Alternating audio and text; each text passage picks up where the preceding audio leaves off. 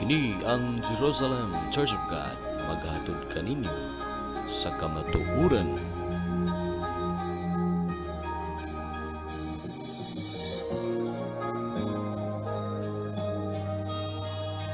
Pagtugisulti sa tao nga siya, tuwa sa langit, layo apan.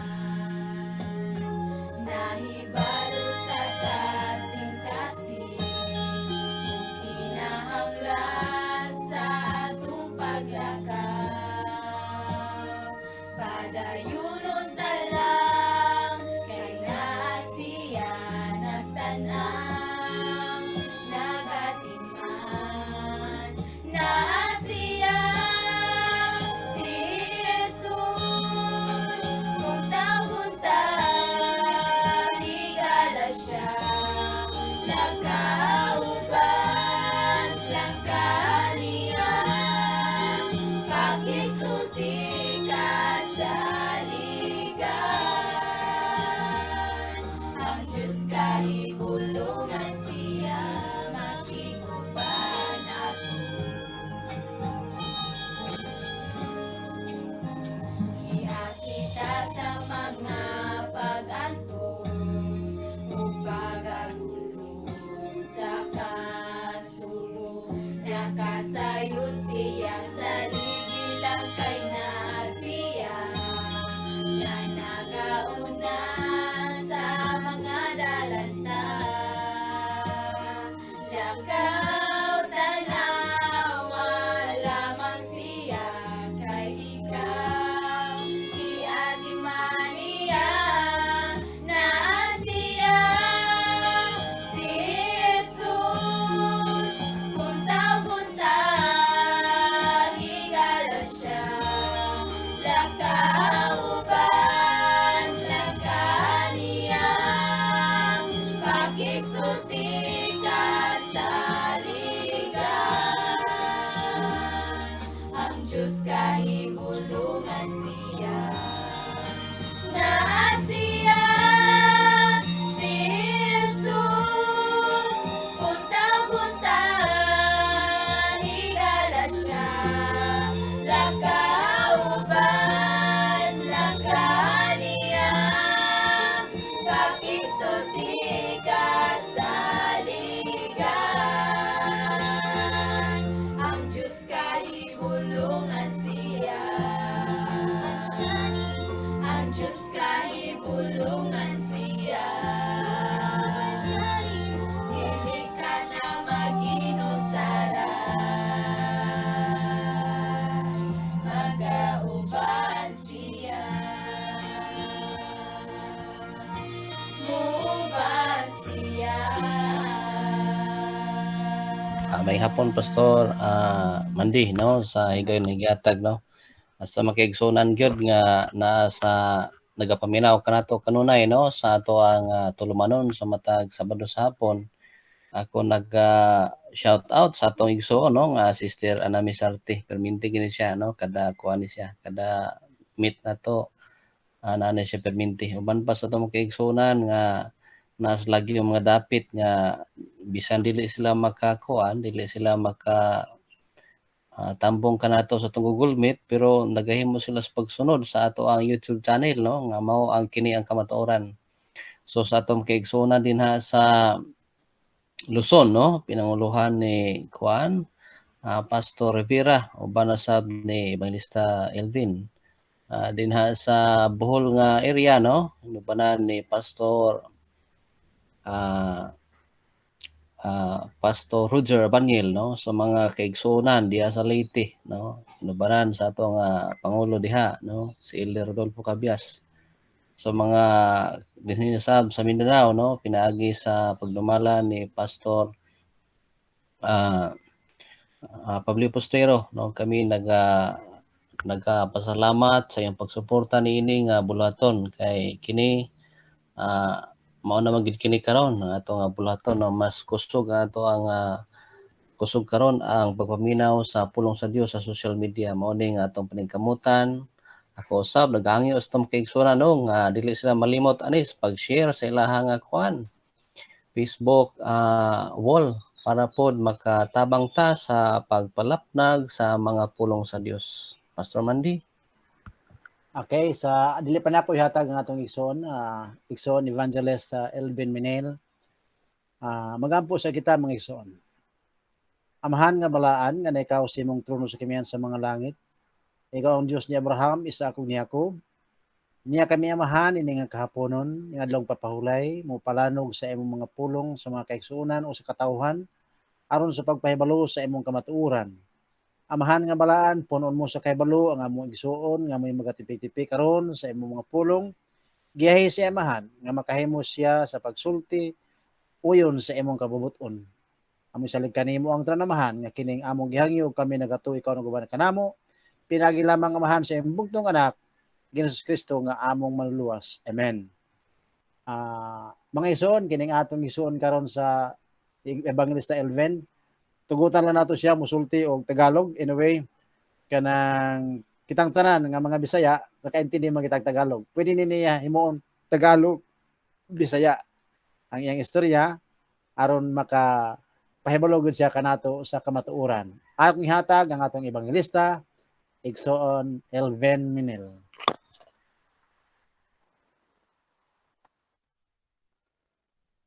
Maraming salamat, Pastor Mandy o Son Jerodel sa higayon nga maka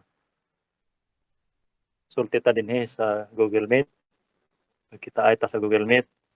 Ug una sa tanan na atong salamatan ang atong buhi nga Dios, ang Dios sa Israel na naghatag sa ato kinabuhi nga kita gihapon iya nga gibantayan o likay sa tanan nga mga katalagman nining mga nagkahinapos nga mga adlaw. O karon mga igsoon sa oras na ito ay mag-aaral tayo ng mga salita ng Diyos na ating ipahayag sa mga katauhan na wala pa sa katotohanan. Ito ay tungkol sa hawig din ito sa napag-aralan natin ng nakaraang Sabado, yung pinag-aralan ni Nixon Jerodel tungkol sa what's new sa New Covenant. Pero kini po dahon gi hunahuna about sa new creature. Bagong nilalang. Anong bago sa bagong nilalang? Dito. Samahan niyo ko nito pag study dahil medyo maiksi ito pero malawak. Pero may kinukuha lang ko ng mga bersikulo na ating pag-usahan sa pagtuon o mahibalo po ang tanan. Ang tanong dito, bakit nailalang, no? Ano bang dahilan kung bakit nailalang ang isang taong bago? Kasi ang ating Panginoon, naglalang siya ng tao mula simula. Ngayon naman, pagdating ng ating Jesucristo, ituro ni Apostol Pablo na mayroong bagong nilalang. Paano nangyari yon mga kapatid? Ayon dito sa unang bersikulo na ating basahin, sa Episo Kapitulo 2, versikulo 14 hanggang 16. Ganito, sapagkat siya ang ating kapayapaan, na kanyang pinag-isa ang dalawa at iginiba ang pader na nasa gitna na nagpapahiwalay, na inalis ang pagkaalit sa pamagitan ng kanyang laman, kahit ang kautusan na may mga batas at ang palatuntunan, upang sa dalawa ay lalangin sa kanyang sarili ang isang taong bago, sa ganito'y ginawa ang kapayapaan, at upang papagkasunduin silang dalawa sa isang katawan sa Diyos sa pamagitan ng sa krus na kanyang pinatay ang pagkakaalit. Mga kapatid, sa talatang ito na ating nabasa, may rason dito kung bakit na buo o nilalang yung isang taong bago para magkaroon ng pagkakaisa o pagkakasundo Alam naman natin mga kapatid na mayroong tao, o nilalang ng tao ng Diyos, ang dalawa lang ang klaseng tinawag dito sa Biblia, mga Hudyo at Hintil. Itong dalawa na ito ay hindi nagkakasundo. Sa maraming pag-aaral, sila ay hindi nagkasundo at ngayon sa pagparito natin ni Kristo ay nagkasundo na sila. Mayroong ginawa ang ating Panginoon Kristo, siya ay nagpakamatay sa krus, inalis yung pagkakaalit sa kanyang laman. May mga batas po ito na bawal ang mga Hudyo makipaghalubilo sa mga Hintil. Kaya nangyari sa panahon ni Apostol Pedro, pinahayag sa kanya ng Diyos na hindi na siya tatawag sa mga Hintil na mga karumal-dumal. Kaisa na rin sa pagkamit ng kaligtasan. So ganito, nabuo itong sinasabing nilalang itong bagong tao. So kanino naging bagong nilalang ang sinuman, no?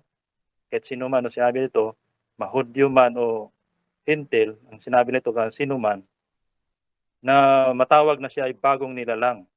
Sa 2 Corinto Kapitulo 5, versikulo 17, kaya't kung ang sinuman ay nakay Kristo, siya ay bagong nilalang. Ang mga dating bagay ay nagsilipas na, narito, sila ay pawang naging mga bago. So, sinabi ni Apostol Pablo dito mga kapatid, na kapag ang sinuman ay nakay Kristo, tinatawag siya na bagong nilalang. So, alam natin na may mga nakasulat si Apostol Pablo, nagturo siya sa banal na kasulatan, na si Jesucristo ay siya ang ulo. Sinabi pa dito, balik tayo sa yung dalawang nag-alit na tao, ginawa silang bago para magkaisa diya sa isang katawan. Kaninong katawan? Anong ibig sabihin ng katawan? Alam naman natin sa Colosas 1:18 na ang katawan ay tinatawag din siyang iglesia. So itong dalawang nagkaalit na pinagkasundo, ginawang bagong tao, pinagkasundo sila sa isang katawan o iglesia sa Colosas 1:18 na kung saan nakay Kristo. Ito sila ay tinawag na mga bagong nilalang. Yung diretso nga pagkasabi dito sa 1 Tesalonica 2:14, yung iglesia na nakay Kristo na tinatawag na bagong nilalang kapag nakay Kristo ay sinasabi dito na iglesia ng Diyos. So diretso nga pagkasabi, itong mga bagong nilalang ay yaong mga iglesia ng Diyos na kay Kristo Jesus sa Hudiya. So ano ang utos na gagawin sa mga bagong nilalang o yung mga iglesia ng Diyos o yung mga nakay Kristo? Episode 4, versikulo 22 hanggang 24, at inyong iwan tungkol sa paraan ng inyong pamuhay na nakaraan, ang dating pagkatao. Siyempre kasi bagong nilalang. So iwanan na natin yung dating pagkatao natin na sumama ayon sa mga kahalayan ng pandaraya. At kayo'y magbago sa espiritu ng inyong pag-iisip. At kayo'y magbihis ng bagong pagkatao na ayon sa Diyos ay nilalang sa katwiran at sa kabanalan ng katotohanan. So itong bagong nilalang, inalis o iiwan na yung pamumuhay nating nakaraan, yung dati nating pagkatao, iiwan na. Magbago na ng espiritu. So ang espiritu natin noon ay makasanglibutan, mayroon tayong bagong espiritu na tatanggapin at magbihis ng bagong pagkatao. So sa pagiging bagong nilalang, ano ang bago dito? Ang tinuro ni Apostol Pablo sa Galacia Kapitulo 6, versikulo 15 at 16. Sapagkat, sa mga na kay Kristo, sabi ito, sapagkat ang pagtutuli ay walang anuman, kahit man ang di pagtutuli, kundi ang bagong nilalang. At ang lahat na nangagsilakad ayon sa lituntuning ito, kapayapaan at kaawaan nawa ang suma sa kanila at sa Israel ng Diyos. Mga kapatid, itong pagiging bagong nilalang, yung pagtutuli na physical at hindi pagtutuli ay hindi na mahalaga sa kanya, mga kapatid. Hindi na. Kasi ito yung dahilan kung bakit nung mga lumang nila, tawag natin lumang, yung mga hindi pa bagong nilalang, yung mga Hudyo at Hintil, nag-aaway, nagkaroon ng digmaan. Ngayon, ating nasaksihan, si puro sige pang-away.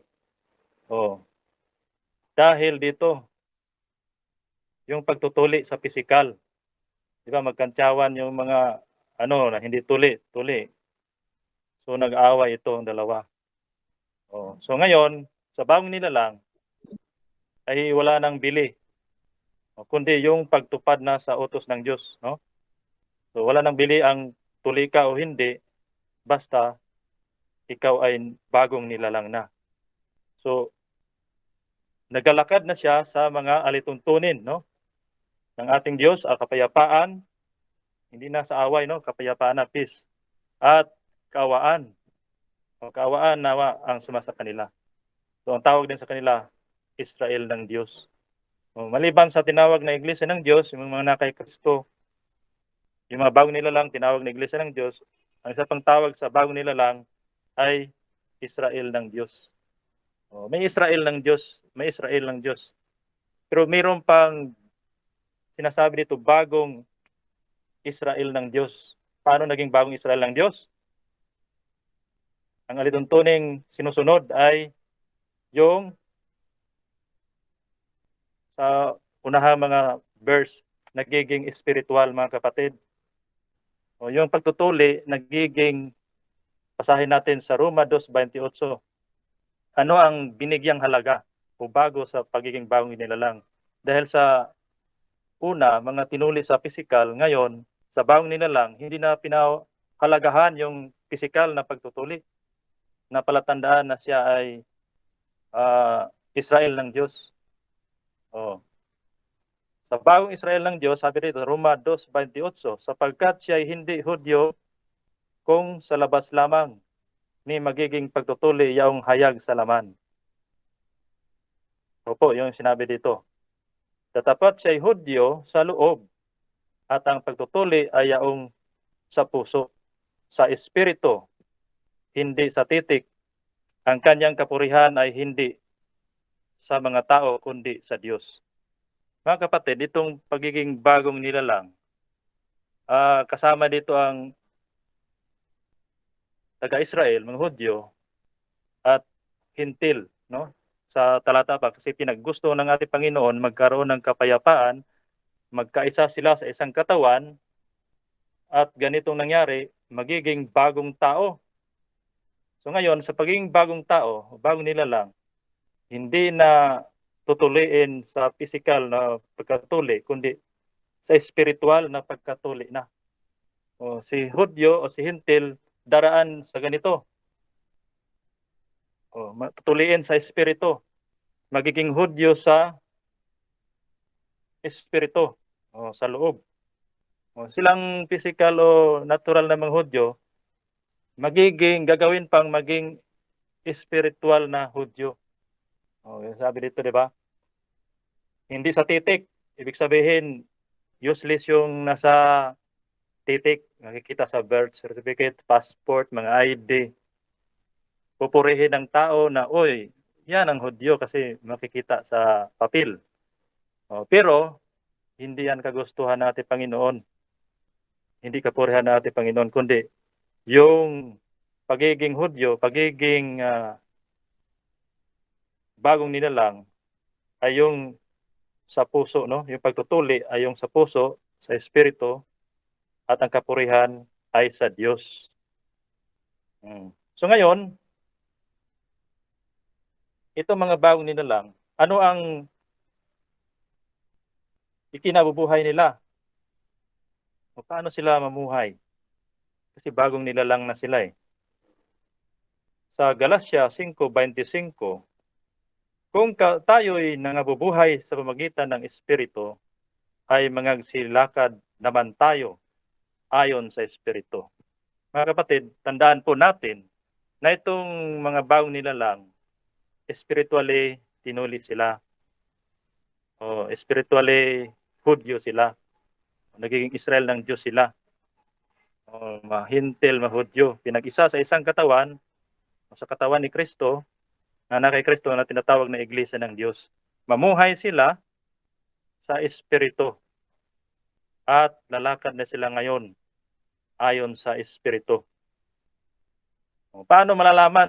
Patunay na ang bagong nilalang ay lumalakad na siya sa ayon sa Espiritu. Ito yung mga prueba sa Galatia 5:22, magkakaroon na doon na manifesto sa bunga ng Espiritu. Yun yung pag-ibig, katuwaan, kapayapaan, pagpapainuhod, kagandahang loob, kabutihan, pagtatapat, kaamuan, no? Pagpipigil, laban sa mga bagay ay walang kautusan. So, ito yung makikita natin sa bagong nilalang na namumuhay na siya sa Espiritu. Espiritual na pagkahudyo, Espiritu sa pagtutuli. So, nagiging Iglesia ng Diyos o na kay Kristo Jesus ang palatandaan na siya ay bagong nilalang na, ay naglalakad na siya ayon sa Espiritu. Pag-ibig, number 1. Katuwaan, kapayapaan. Siyam yan mga kapatid na palatandaan na siya ay isang bagong nilalang kapag mayroon na siya nitong makikita sa kanyang sarili. Kailan? Kailan magsimula? Kailan naging bagong nilalang ang isang tao, Hudyo man o Hintil? Ano ang bagong klase o matutuklasan natin sa pagiging bagong nilalang? Kasi tinuli sa Espiritu. Paano? Sa Colosas 2:11, na sa kanya ay tinuli rin naman kayo ng pagtutuling hindi gawa ng kamay. So ito mga bagong nilalang, hindi sila tinuli sa physical na pagtutuli na gamit yung mga kamay, sa pagkahubad ng katawang laman, kundi sa pagtutuli ni Kristo na nangalibing kalakip niya sa bautismo, na kayo na may muling binuhay na kalakip niya sa pagitan ng pananampalataya sa paggawa ng Diyos sa muling bumangon sa Kanya sa mga patay. Mga kapatid, Igsoon, no? Ang buti pasabot ni Igsoon Elven nga kining new creation mga igsoon. Ang bagong pagkatao, either you are Jew or Gentile mga kaigsuonan. Hudiyo ka man og Hintil, kinahanglan mabautismohan ka diha sa usa ka lawas. Mabasa ba nato na mga igsoon? Mabasa nato na sumala sa 1 Korinto kapitulo 12 bersikulo 13. Nag-ingon ang Banal nga Kasulatan, kay kitang tanan gibautismuhan diha sa usa ka espiritu aron mausa ka lawas, bisan mga Hudiyo kun mga Hintil, bisan mga ulipon kun mga dili ulipon, og kitang tanan gipainom sa usa ka espiritu. Buti pasabot mga igsoon, ang bag-ong nga tawo, a new creature, gibautismuhan. Kaya pinagi sa bautismo, mabago kita mga igsoon. Mahimo kita nga born again. Mabasa nato na. Either you are Jew, mga igsoon, baguhon jud ka. Sumala sa Roma kapitulo 6, mga igsoon, muna gisulti ni Apostol Pablo. Niingon si Apostol Pablo sa Roma 6. O ginubong kita uban kaniya pinaagi sa bautismo ngadto siyang kamatayon, aron nga sama sa iyang nasama kang Kristo gibanhaw kita gikan sa ngaminatay sa himaya sa amahan sa mausab nga pagi angay nakita maglakaw sa bag-ong kinabuhi. So kini di ay misyonan whether you are Jew or Gentile. Gibautismuhan mga igsoon aron mausa kalawas. Buti pa sabot nga ang Hudiyo ug Hintil usahon diya sa kalawas. Kanang lawas igsoon nga gisulti ni igsoon Elven mao kana ang church. Mao kana ang iglesia. Ug busa sa diha nga gibautismuhan mga igsoon unsay gisulti sa kasulatan gibautismuhan kita aron mabag-o kita nga creature. Mabago kita nga bago ang atong kinabuhi. Pinaagi sa pagdawat nato sa bautismo. Kay kining bautismo ison sa anong panahon? Buti pa sabot ni Ikson Elven, mao kana ang sirkunsisyon sa una. Pero ang panahon ni Kristo, ang sirkunsisyon ni Kristo dili na pagtuli sa unod, kundi pag bautismo Ikson sumala sa nabasa sa Kolosas. Aron nga ang Hudiyo, okay, Ikson Elven,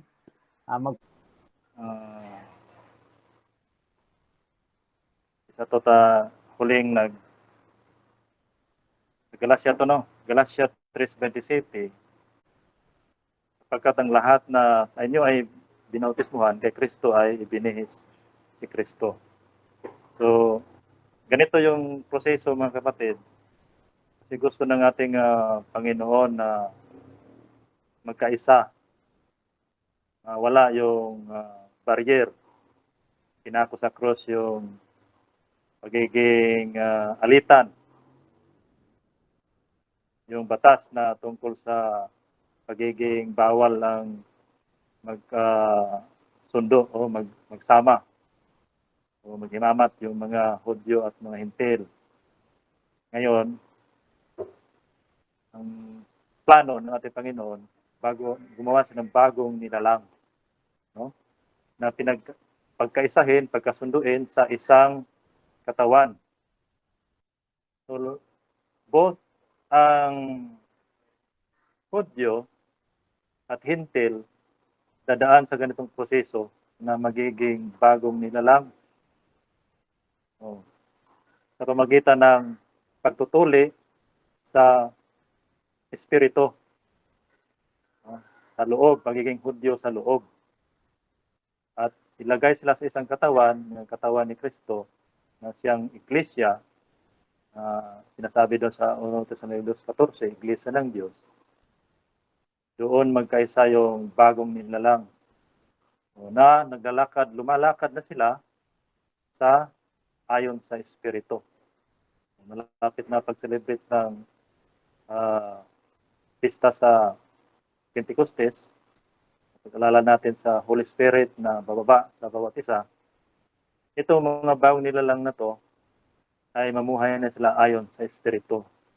Nagsimula sila noong sila ay pinuli o binautismuhan kay Kristo at ibinihis na si Kristo.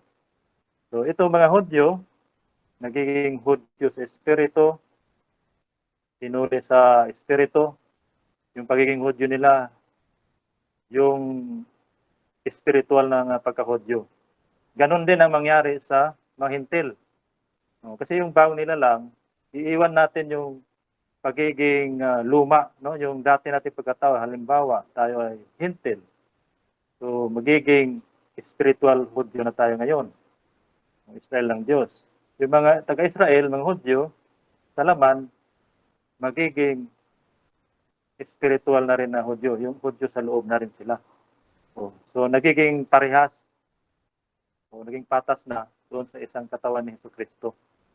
Kaya ang nangyari sa atin ngayon, mga Hintil, sa Episod 2:11 hanggang 13, kaya nga alalahanin ninyo na kayo nung una, mga Hintil, sa laman, na tawag na di pagtutuli, no? Tinawag na pagtutuli sa laman, na ginawa ng mga kamay, na kayo ng panahong yaon ay mga hiwalay kay Kristo, na mga di kabilang sa bansa ng Israel, na mga taga-ibang lupa tungkol sa matipan ng pangako, na walang pag-asa at walang Diyos sa sanglibutan. Datapwat ngayon kay Kristo Jesus, kayo na, nung panahon ay nalalayo, ay inilapit sa dugo ni Kristo. So, saan tayo napunta? Napunta tayo sa pagiging spiritual na Hudyo. At sa Efeso 2:19, kaya nga hindi na kayo mga taga-ibang lupa at mga manglalakbay, kundi kayo'y mga kababayan na kasama ng mga banal at sangbahayan ng Diyos. So, yung pagbabago lang mga kapatid sa bagong nilalang, nagiging spiritual. Oo. Yung mga Hudyo nagiging more spiritually Hudyo na sila. Tayo mga Hintil, pumunta tayo sa pagiging Hudyo, spiritual. May binigay ng nilaan ng Diyos na mga utos, mga aral, mga pangako sa kanila. Ginawa na silang spiritual Diyo para masunod na nila yung pagtutuloy sa puso na para masunod na nila yung mga pangako, utos na yon, no? So yan ang kagandahan sa pagiging bagong nilalang o mga na kay Kristo. Kung sa pagparito natin Panginoon, unahin sa pagkabuhay, makalakip sa unang pagkabuhay. 1 Tesalonica 4:16. Paborito natin na verse yan, na ang makalakip sa unang pagkabuhay ay yung mga na kay Kristo. So, yung mga na kay Kristo, sila yung mga bagong nilalang. Kahit buhay tayo, basta na tayo kay Kristo, pagparito natin Panginoon, naglakad tayo ayon sa Espiritu, kasi bagong nilalang, kasama tayo mga kapatid sa makalakip sa unang pagkabuhay na ayon pa sa pinadayag kong Apokalipsis 20 versikulo 6, wala ng kamatayan, ikalawang kamatayan na hindi na makaano sa atin. Magiging hari at sacerdote na. So, sa topic na to, baka may dagtong si pastor nito, o para mas maliwanagan pa kasi ang pakinggan po natin ng kanyang dugtong. Okay, salamat Igsoon Elven. Nindot ang topic may tungkol sa new creation. Ang buti pasabot sa atong igsoon si Brother Elven sa diha nga ang ikaw Hudiyo man sumala sa matuli ka na o masirkunsisyonan ka na. Ang circumcision nga buti pasabot katong gibasa sa igsoon sa Kolosas nga ang circumcision nga gihimo ni Kristo nga mao ang bautismo. Unya sumala sa 12 bersikulo 13 sa 1 Korinto, ang Hudiyo nga Hintil bautismuhan diha sa usa ka lawas. Og Kolosas 1:18, iglesia kana. Buti pa sabot kun ikaw Hudyo, kinahanglan isulod ka gyud diha sa usa ka lawas aron mausa igsoon Hudiyo ug Hintil. Sa diha nga ikaw mahimo ka ng masagop ka na sa panimalay sa Dios o isakop ka na sa lawas ni Kristo, maunsa ka naman. Muna gingon ni Apostol Pablo, Hudiyo ka na sa kinasuluran. Roma Kapitulo 2. Jew inwardly, spiritual Jew. May gisgutan ni Brother Elven. O sa verse Kapitulo 3, sa Roma Kapitulo 3, unsa may bintahan nimo? Sa imo, kanang dihang chapter, Romans chapter 2, verse 28 o 29, mga isuon, sumpay ra na sa verse 3. Kay kung ang Biblia wa man ay sa manay kuan diretso man na. Buti pa sabot nga ang istorya ana diretso na. Kay dili siya Hudiyo kung siya sa gugabas 28 sa Roma 2. Bisan sa circumcision sa unod lamang. Unsay buti pa sabot nga circumcision? Katong giingon nga circumcision ni Kristo. Oo. Nga mo'y gipangita mao ang bautismo. Kun dili Hudiyo siya sa kinasuran o nga circumcision nga sa kasing-kasing diya sa espiritu. Mo tong gusto nga circumcision nga ipakita ni Kristo katong bautismo. Busa kung ikaw Hudiyo sa unod o Hintil sa unod, mabautismuhan na kamo, mag-usa kamo sa lawas, mahimo ka ng Hudiyo inwardly. O kung sa may bintahan nimo, ingon nga sa ikaw Hudiyo na inwardly. Versikulo 1 sa Roma 3, busaon sa may bintahan sa pagkahudiyo. Unsa may kapuslaan ng circumcision, katong circumcision nga dili litra ha, katong bautismo. daghan bisan asa piagi. Unas tanan kanila gipiyal ang mga pulong sa Dios. Buti pa sabot, diin gipiyal ang pulong sa Dios diha sa iglesia. Nga nag-usa ang Hudiyo ug Gentil. Og kana sila dili na ingnon nga Jew inwardly, Hudiyo na maison. Sanglit kita nga mga sakop sa iglesia sa Dios, mga Hudyo na kita mison. Kaya dili na kita mo angkos na gugalin nga hintil kita. Kaya kung hintil kita mga isoon, mubuhat pa kita sa buhat sa kangit-ngit. Sumara sa buhat, Efeso Kapitulo 4, nga ang mga hintil, versikulo 18, gingit-ngitan sa ilang kaugalingon sa pagsabot. Matigaw kasing-kasing, walay pagbati sa pagka-Diyos nun. Efeso Kapitulo 4 kung gibasa. So, buti pa sa funksyonan nga ang virtue, ang kinayahan sa pagka-Diyos, nga gipakita sa Diyos sa iyang mga katauhan, whether you are a Jew in blood or you are a Gentile may ison, nga nag-usa ka mo sa church, sa iglesia, parihas namin ison.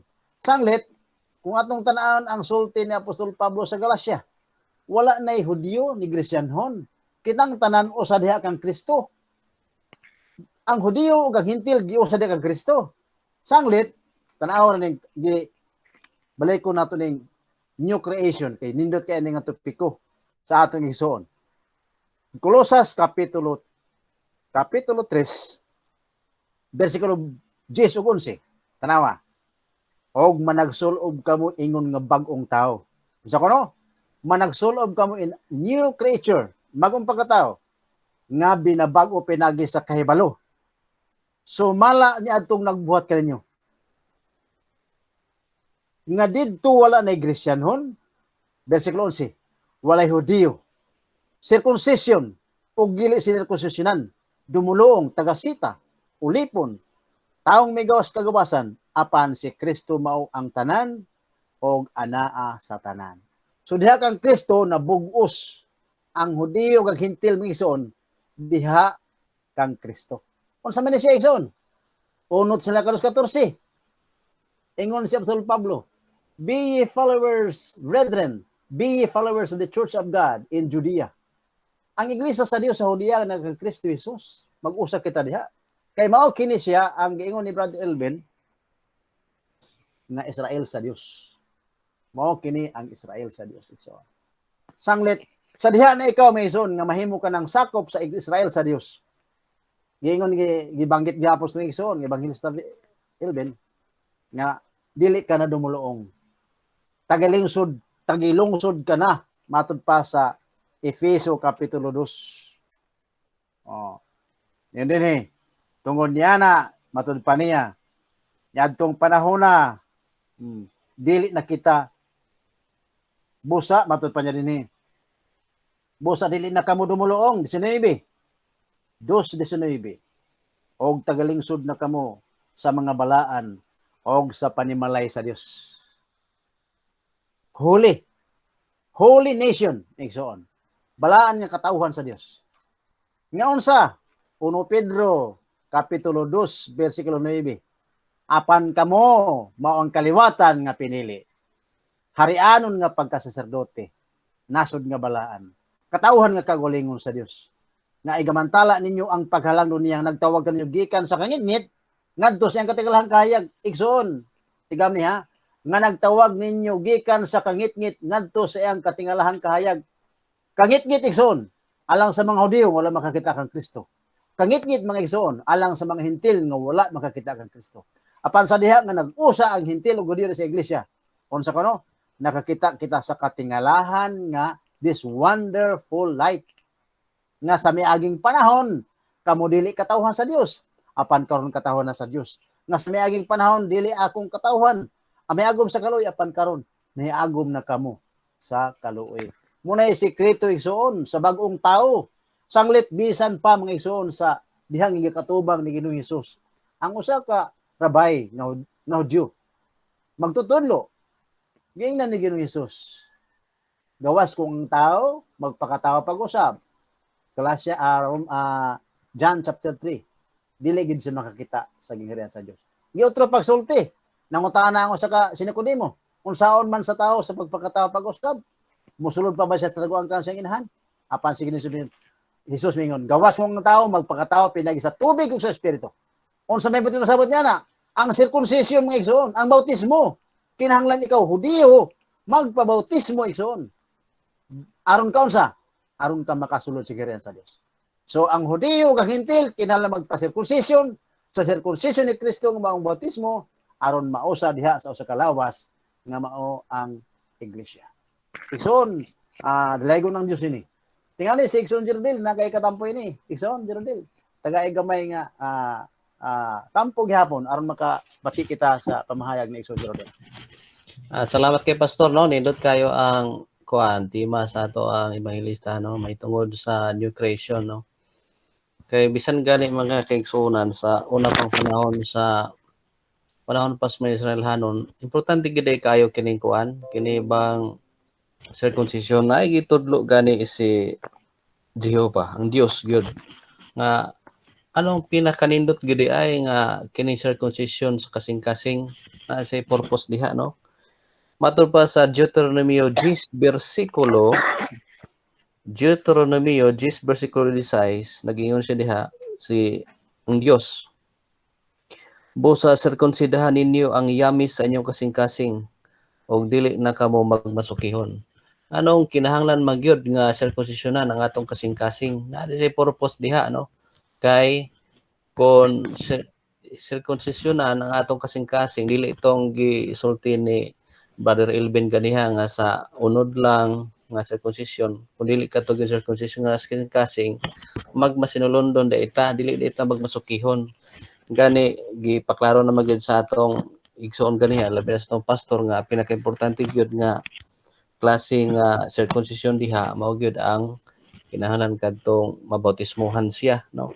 Gani diha sa Kolosas kapitulo 2 bersikulo 11, nagiyon siya diha nga kaniya gisirkunsisyonan usab kamo sa circumcision wala pagbuhata sa mga kamot, pinagi sa pag-ayad sa lawas sa unod diha sa circumcision ni Kristo.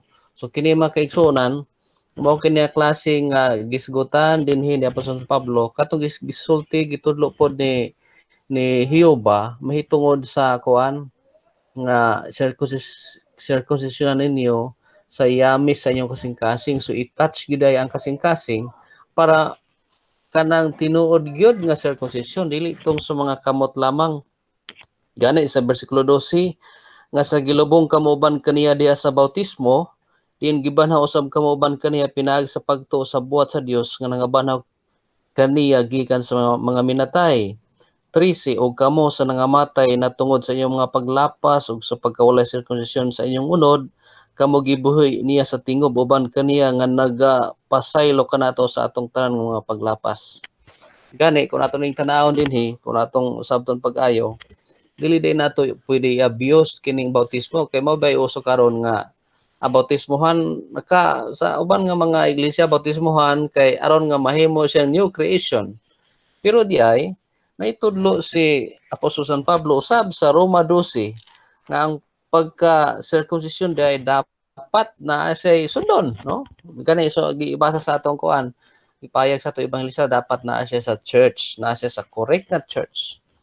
Gani sa Roma kapitulo 12 bersikulo 25, kay ang circumcision magapulos gayod kung magtutuman ka sa kasuguan. So sa ato pa mahimong valuable ang kadtong gibautismohan kon magsunod ka sa mga kasuguan sa Dios. Kay kung dili matud pa din ha, apan kung ikaw maglalapas sa kasuguan, mahimong dili ka circumcisionan. Bisan pa og kapila ka gibautismohan, ang uban gani naa sila mga rebaptize pa diha, ang ako ang gibuhat kay kana laging mahimo gyud mabago ang tao pero mahimo siya useless kung ikaw nga kanang gibautismohan, i-touch wala i-touch ang imong heart. Kay kung i-touch magud ang atong kasing-kasing, kana mao ginay pinakanindot nga kanang magtutuman sa kasuguan. Kay kana mga igsuon, last na kong verse nga akong idugang sa Ezekiel 36 bersikulo 26 ngadto 27. Ezekiel 36 bersikulo 26 ngadto 27 nga dinhi, kung ang Dios kung ang ato kasing-kasing sirkunsidahan diha sa yami sa atong kasing-kasing atol pa sa Dios, hatagan ko usab kamo sa usa ka bag-o nga kasing-kasing ug ang usa ka bagong espiritu. Igabutan ko usab sa sulod ninyo, kuhaon ko ang batuon nga makasing-kasing gikan sa inyong unod, ug hatagan ko kamo usa ka bagong kasing-kasing nga unod, ug igabutan ko ang akong espiritu sa sulod ninyo, ug palapton ko kamo sa akong mga kabalaoran, ug kamo magabantay sa akong mga tulumanon, ug magatuman kanila. So nindot kayo kon ang atong pag-circumcida katog yung target gyud sa atong kasing-kasing, kay kung target ko sa atong kasing-kasing ma-change gyud atong kuan, ma-change gyud atong pagkatao, mas nindot ang ato nga pagpangalagad sa Ginoo, kay mahimo man tang masinulondon sa iyang makasuguan. Kaya nindot tong imong sumpay no. May oras pa man tag yun. Mga igsoon ato ning himuon nga baylo-baylo no. Kining hinunuman nato misinan kanang circumcision importante kana. Matud pa ni igsoon Jerodel nga pinaagi ni ini kung atong basahon sa Kolosas 2. Pinaagi ni ini mapasaylo ang atong mga paglapas. Nga naman may igsoon. Sa diha ngani nga gikatubag ni Ginoong Hesus ang mga Hudiyo, nangutana sila kaniya sa Gumala sa Buhat Kapitulo 2, busaon sa may among buhaton. Matud pa nila. Sa ilang pangutana si sa ibaluan nila kini mga butangan, nangutana sila unsa may among buhaton, matud pa nila. Ingon si Ginoong si Apostol Pedro, o si Pedro men kanila, maghinulsul kamo. Maghinulsul kamo og magpabautismo ang sa tagsa kaninyo sa ngalan ni Hesus Kristo alang sa pagpasaylo sa inyong mga sala og madawat og maganagdawat kamo sa hatag sa Espiritu Santo. So, sa diha mga igsoon nga ang tao mabautismuhan dahil siya, mabag-o siya nga pagkatao, unya igsoon, ingon na siya namatay o gilubong niya ang iyang daang pagkatao. Bag-o na siya nga. Paghawas niya sa tibigong lubnganan, sumara sa Roma, he is a new creature. Bago na siyang pagkatao. Unya, matod pa diha, kapasayloan sa mga sala. Buti pasabot nga ang mga sala nimo na itong unang panahon sa diha nga midawat ka sa bautismo igsoon. Nga mao ang circumcision ni Kristo. Mapasaylo tong tanan. Unya, kay bago ka naman. Bago po ang imong panlantaw sa kinabuhi. Wala na tong imong mga panlantaw sa kinabuhi. Tanaw na sila no. Sa mga, balik ko na to ang Kolosas Kapitulo 3, versikulo 1. Busa kong nangabanhaw kamo di kang Kristo. Paano kita nabanhaw kang Kristo? Pinaagi sa atong paglubong, sa atong lawas, diha sa tubigon nga lubnganan, kanya matod pa niya, pangitaan ninyo ang mga butang nga to sa taas. Di na to si Kristo nga nagalingkod sa tuong kamot. Ibutang ninyo ang inyong mga nuna sa mga butang nga tuwa sa taas o nga tuwa sa itaas, dili sa mga butang aniya sa yuta. Ano siya, no? Mag-away ni Usayas itong kagalingon, pero paningkamungutan na to, nga kita mga igsoon, nga mga Hudyo sa kasing-kasing, ingon nga bagong tao, ato yung paningkamutan nga atong sentro sa atong pagkinabuhi, tuwa sa taas. Kayo sa manday igsoon, kaya nangamatay na kamo sa inyong kinabuhi na tago. Kaya nangamatay na kamo ug ang inyong kinabuhi na tago uban kang Kristo diha sa Dios. Buti pa sabot sa paglubong nato igsoon sa tubig lan gipatay nato ang atong daang pagkatao. Unya sa paghawas nato sa tubig lugmanan, bag-o na kita nga pagkatao ug kay bag-o naman kita ang atong mga unahon sinan puros na sa mga butang ato sa taas. Kay namatay na ang atong daang pagkatao. Sa diha nga si Kristo mao ang atong kinabuhi nan mahayag kaayo nga iniiga padayag uban kaniya ang iyang himaya. Buti pa sabot igsoon, wala na. Sigurado na ang atong kaluwasan diha sa pagbalik sa atong Ginoo. Muna importante nga si Igsoon Elben doon na pa siya katampo. Tungkol kay may oras pa man, Igsoon Elben doon na pa siguro kay kasupsapong. Maraming salamat Pastor Mandeno, Brad Jerodel. Na nalangkob, no? Maganda din may mga magka share ba? Dugang-dugang na mga bersikulo upang mabuo, no, ang isang topiko. Maganda ang kahinatnan sa ating pag-aaral. Ma-review natin ang kabuuan ng ating pag-aaral na napakahalaga itong pagiging bagong nilalang. Na sa pamagitan ng bautismo, yung bagong tuli sa panahon ng Jesucristo, yung bautismo na makalakad na tayo sa bagong buhay, malakad sa bagong espiritu, kung saan ito yung hinahanap ng ating Diyos Ama, na tayo ay mamuhay sa espiritu na, spiritual na tuli dito na sa puso, yung ating pagkahudyo, spiritual, lalo na yung ating pagsamba, espirituhanon gihapon, puro espirituhanon kasi nandito tayo ngayon sa panahon ng espiritu, ayon pa sa ating Panginoon Kristo, sabi niya sa Juan 4:22. Maka mayroon pang gusto salita. Atong mga igsoon no, atong salaktod nga pagkasulti ang topiko nato karon nga atong gipakita pinagis tong igsoon gikan sa Manila, igsoon Elvin Menel. May tungod kini igsoon sa bag-o nga pagkatao. Dili ka mabag-o igsoon nga pagkatao kung dili ka masulod sa panimalay sa Dios nga maglisa sa Dios. Kailan bautismuhon ka, whether you are Jew or in blood or Gentile missionan, usahon ka diya sa kalawas.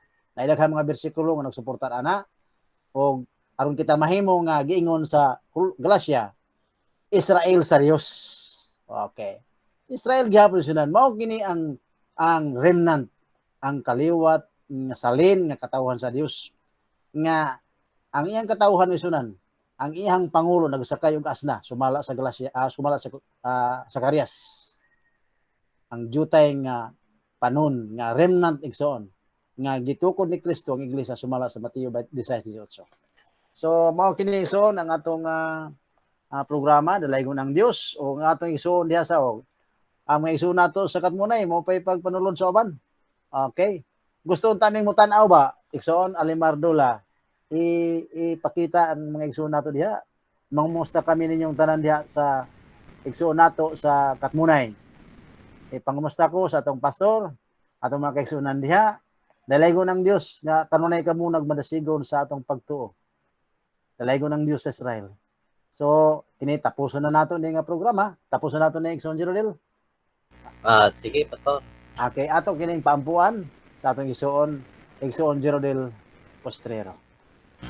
Okay, agampo ta. Dalaygon kayo nga Dios nga ikaw sa kasan sa mga langit gino ni matahom nga kaponon salamat kayo sa imong gihatag nga panahon sa matag usa. Labi na sa signal imong gihatag salamat kay Ginoo. Nga din kami ni matahom nga kaponon na kay mo gyapon sa pag-iusa pinaagi ni Google Meet. Salamat Ginoo sa imong gihatag nga mga pulong pinaagi ni Evangelista Minil uban ni Pastor Mandy. Silang gihatag o gi-share nga mga pulong. Nagalaom kami Ginoo kadtong mao nga topiko magamit ka namo sa pagpanghalagad nga aplikar sa matag-tag sa kinabuhi isip mga bagong mga tao. Nagalaom sa kami Ginoo nga sige pati ikaw magadugang pa sa mga panalangin sa sunod nga mga adlaw ko pahulay sa matag sa kanamo nga makahimo kami sa pagpadayon niini nga mga bulaton. Kini o Dios, nagalaom kami nga sa gihapon ang imong balaan ninyo tayong Jerusalem Israel makabaton unta sila dito gihapon ni mga adlaw sa kahusay kalinaw labi na sa dakong kagob. Nagalaom kami Ginoo nga sa gihapon ta ikaw magapanalangin sa mga kaigsuonan sa nagkalain mga dapit aron kami o Dios matagadal po pahulay makahimo gihapon sa pagduol kanimo makahimo gyapon sa pagpasalamat sa imong ngalan. Kining tanan amo kining pasalamatan nga pangayoon pinaagi sa bugtong anak nga mao si Yahshua Mesaya ang maluluwas. Amen. Amen. Ngayong hapon. Amen. Mayong hapon. Salamat kayo sa tanan. Salamat, Brother Rodel. Salamat, Pastor Mante. Okay, salamat. Regards sa mga kaigsuonan. Thank you.